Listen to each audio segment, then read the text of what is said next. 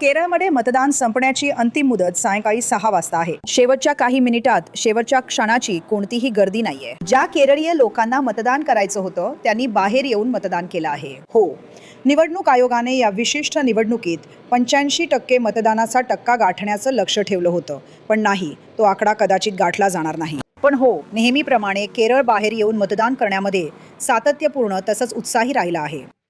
आम्ही ज्येष्ठ नागरिक तसेच तरुणांनाही बाहेर पडताना पाहिलं.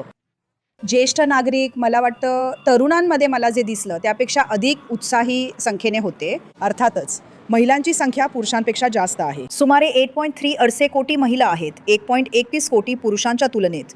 आणि म्हणूनच ही अशी गोष्ट आहे की तुम्हाला माहिती आहे, महिलांचं मत हे मतदानाच्या टक्केवारीला सुद्धा चालना देतं. एकूणच मतदारांची संख्या 2.77 कोटींवरून सुमारे 2.771 कोटींवर आली आहे.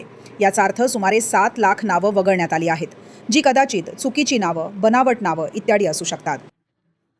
तर ते तसंही SIR झाल्यावर ही प्रक्रिया पार पाडण्यात आल्यानंतर मतदानाचा टक्का वाढण्याची अपेक्षा होती. पण केरळ निकालांसाठी 4 मेची वाट पाहिला.